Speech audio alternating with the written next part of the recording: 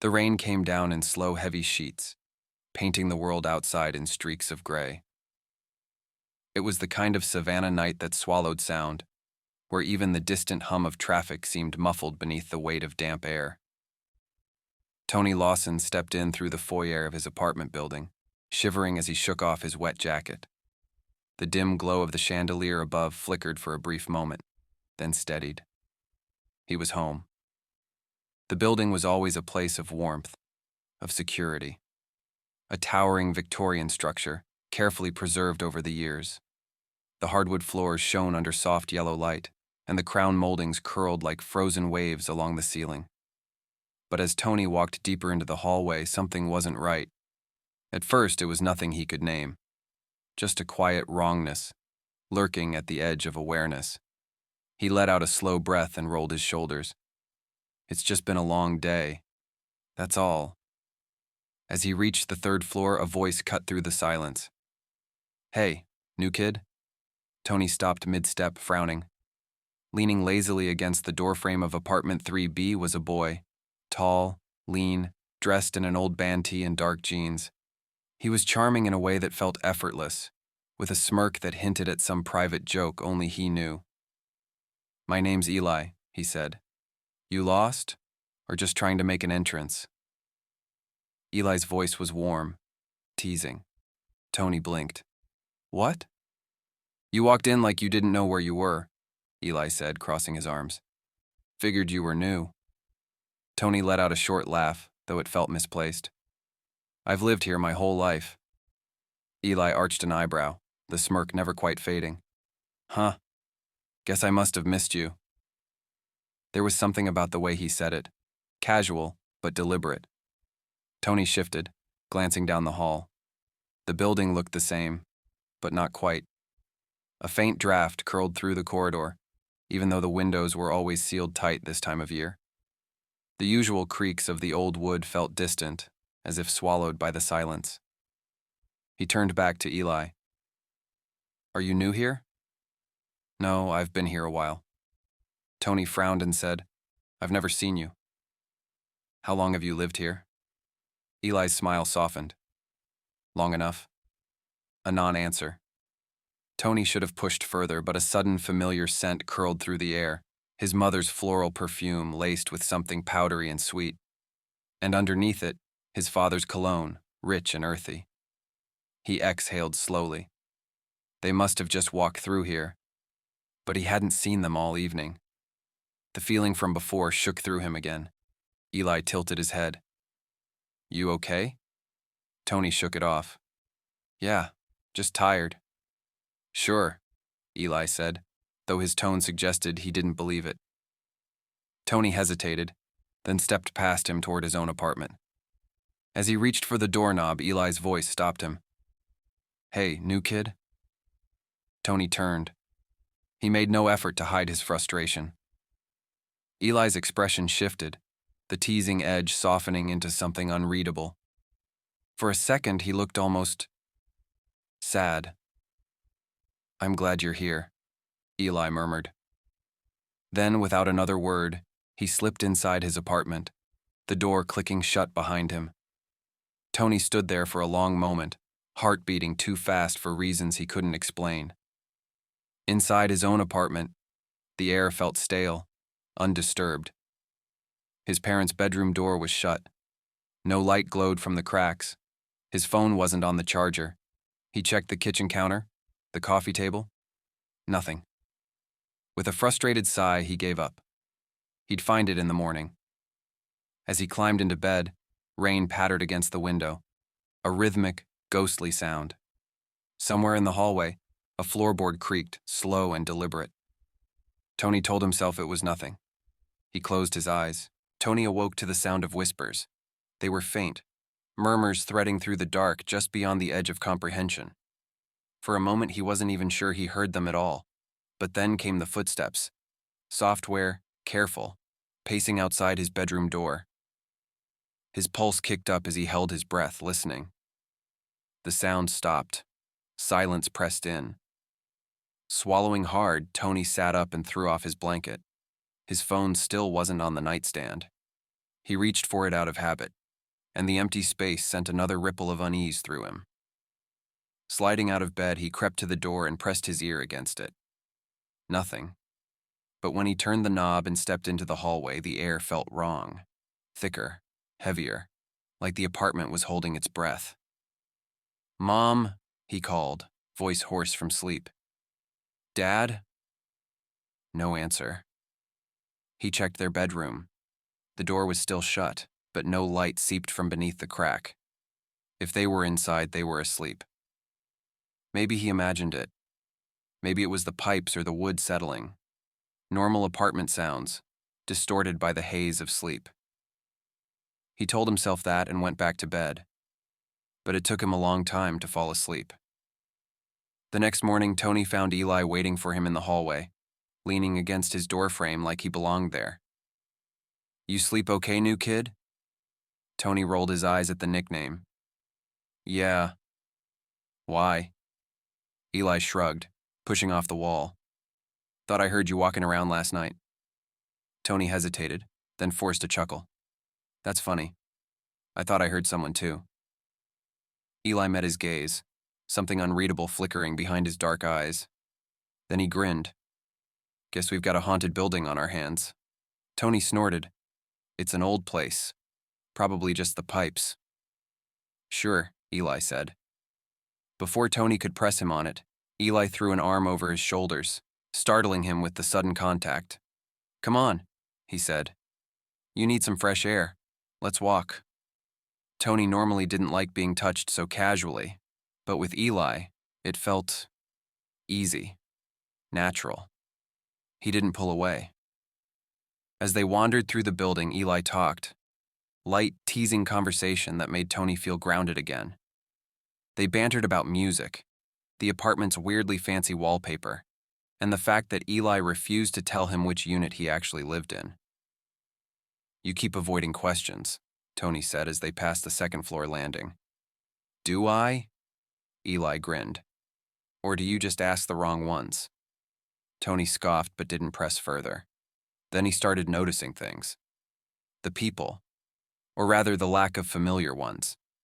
He passed doors that used to belong to neighbors he knew, but the nameplates were different now.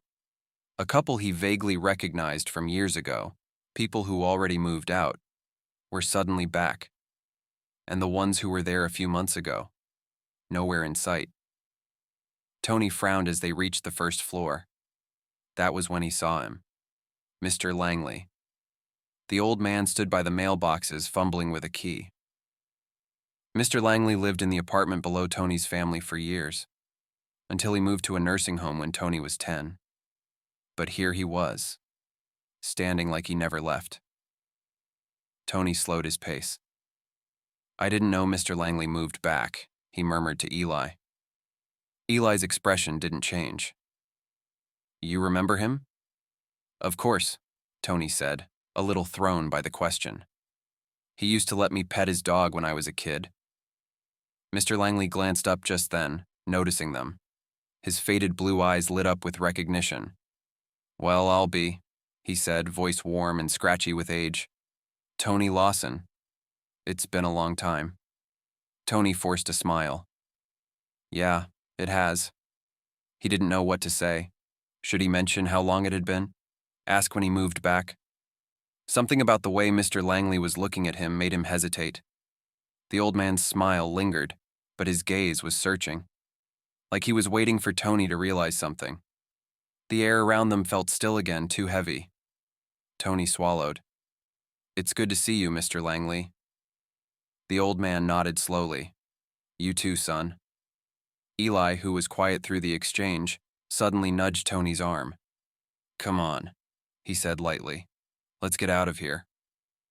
Tony didn't argue, but as they walked toward the front doors, he couldn't shake the feeling that something wasn't right. Tony spent more time with Eli than he had with anyone in years. They wandered the halls together, whispered in dimly lit stairwells, and sat in the lounge past midnight, legs stretched out, shoulders brushing. The more time Tony spent with him, the more he wanted to. Eli was magnetic, confident, sharp-witted, and always watching him. but the strangeness in the apartment building only worsened. One afternoon, as he passed Mrs. Calloway from 3C, she met his eyes and froze. He realized he hadn't seen her in a few weeks. Which was strange, but she was there now. Tony? Her voice wavered like she wasn't sure she was actually seeing him. Yeah. He shifted uncomfortably. Her face twisted with something unreadable. Shock, disbelief, fear. She opened her mouth like she was about to say something else, but then snapped it shut, hurrying past him without another word. Tony turned to Eli, who was standing beside him the whole time, silent. "Did you see that?" Tony asked. Eli gave a half smile. "Yeah, I did." Tony frowned. The flickering lights started soon after. At first, he barely noticed, blaming old wiring. But then it happened every time he walked into a room. Not just a flicker, a deep pulsing dimness that swallowed the space before the bulb sputtered back to life, and the scent of his parents. It clung to the air stronger now, lingering everywhere. His mother's soft floral perfume, his father's sharp, familiar cologne. But no matter how much he followed the scent, his parents' bedroom remained untouched. Their things were still there, yet the bed was never disturbed. They were never home, which wasn't anything new. But at least he used to see them sometimes. Then there were the mirrors. The first time he thought he imagined it. He was brushing his teeth when he noticed something off. His reflection moved with him, but a fraction too late, as if it were catching up. He froze, toothbrush in hand. His reflection didn't. Tony stumbled backward, heart hammering, and the moment he blinked, it was normal again. His own wide-eyed face staring back at him. He refused to look in mirrors after that. One night, as he lay in bed, he heard it. His mother's voice, software muffled, calling his name. He bolted upright. "Mom?" No answer. The sound came again, barely a whisper, slipping through the cracks of his door. He scrambled out of bed, yanking it open. The hallway was empty. His pulse thundered in his ears as he moved forward, following the voice. It led him toward the stairwell, each step heavier than the last. He could still hear her, just ahead, out of reach. "Mom?" He tried again, breath hitching. Silence. He stood there, gripping the railing, his breath fogging in the cold air. The building felt wrong again. Then fingers tickled over the back of his neck. He whirled, but there was no one there. A low, knowing voice cut through the silence. "You don't need to worry about that." Tony turned to find Eli standing at the bottom of the stairs, hands in his pockets, watching him. Tony exhaled sharply. "Did you hear that?" Eli tilted his head. "Hear what?" "My mom. I swear I heard." Eli was suddenly closer, standing in front of him, pressing a hand lightly to Tony's chest. "Hey," he said gently, grounding. "You're okay." Tony swallowed hard. He wanted to argue, to say that he wasn't okay, that something was wrong. But Eli's touch warmed through his shirt, and for the first time that night he felt steady. And then he kissed Eli. He didn't know he was going to do it, but he couldn't resist anymore. It wasn't rushed or hesitant, just deep, certain. A warmth spreading through Tony's cold limbs. He melted into it, his hands gripping Eli's jacket, holding him there. But there was something else beneath it, something almost desperate. When Tony pulled back, Eli's breath was shaky. "What was that for?" he said. Tony wanted to tell him how badly he needed it, wanted Eli to know how long he wanted it, but before he could, something in the stairwell shifted. A shadow, lurking beyond the dim light, watching. Tony's breath caught. "Eli," he blinked. The shadow was gone. The apartment felt like a carefully preserved memory. But whose? Tony stood in the kitchen, staring at the family calendar pinned to the wall. Some moron, probably his sister, crossed weeks' worth of days which hadn't passed yet. She was always doing weird things like that, His breath quickened. He stepped closer, running his fingers over the ink, as if touching it would make it make sense. Tony clenched his jaw, trying to shake the gnawing feeling creeping on him. He turned toward his parents' room, a room that remained untouched since when? Something cold settled in his gut. He needed a distraction, something normal. He moved to the living room, grabbed the remote, and turned on the TV. Static crackled before the screen flickered to life. The local news. The banner at the bottom read, "Jury selection continues for school shooter trial." Tony barely paid attention until he heard a name he recognized instantly. Ryan Decker, his best friend's ex-boyfriend. His stomach turned to ice. The newscaster continued, "Accused of carrying out the shooting at Savannah Northwest Preparatory High School, resulting in the deaths of..." A photo flashed on the screen. Tony's chest caved in. It was him. His own yearbook picture. Tony Lawson. Victim. The room closed in. His lungs stopped working. His ears rang. No, no, no, no. He staggered back, his body shaking. The TV droned on, but the words blurred together. His picture. His name. He was dead. A hand settled on his shoulder. He flinched violently, spinning around. Eli stood behind him, his face unreadable, his grip steady and firm. "Tony," Eli whispered, voice impossibly gentle. "You have to stop looking." Tony's breath came in ragged gasps. "This isn't real. This can't be real." He turned away from Eli and ran. Through the apartment, down the hall, past the neighbors who shouldn't be there. He threw open his parents' bedroom door. Empty. The bed was made, undisturbed, untouched. His sister's room. Empty. Tony staggered backward, his heart hammering. He remembered now. The school, the sound of shattering glass, the scream, the gunshot, the sharp, searing pain in his chest. Then, nothing. Silence. A sob clawed its way out of his throat. His legs gave out, and he collapsed onto the living room floor. He'd been clinging to a life that wasn't his anymore, arms wrapped around him, Eli. Eli held him close, grounding him, his warmth, the only thing keeping Tony from slipping into the abyss of panic. "I didn't want you to find out this way," Eli murmured, voice thick with something like sorrow. "I wanted to give you more time." Tony, shaking, turned his face toward Eli. "How long have you known?" A pause, a hesitation. "Since the moment we met," Eli admitted. The room tilted. The moment Eli first called him the new kid. The horrifying realization hit Tony like a second bullet. His voice came out broken. "How long have you been here?" Eli's fingers tightened around him. His expression was soft, almost apologetic.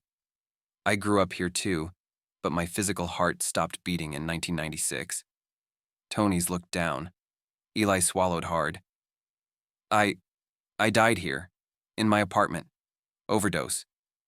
His voice wavered. "Bathtub." Tony closed his eyes, chest aching with something he didn't have words for. "My family moved away right away," Eli whispered. Tony looked at him then. The boy who pulled him in made him feel alive, made him feel safe. "I've been waiting," Eli admitted, voice so quiet it was almost lost in the rain tapping against the window.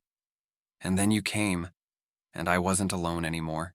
Tony exhaled shakily, the weight of realization settling deep inside him.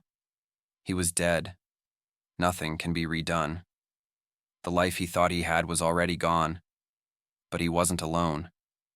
He looked at Eli, at the boy who waited, who pulled him in, who was there for him when he didn't even know him. "So," Tony said, his voice quieter now, steadier. "What now?" Eli's lips curled into a small, knowing smile. He reached out, threading his fingers through Tony's. Solid. Warm. Real. "We stay," Eli murmured. "Together."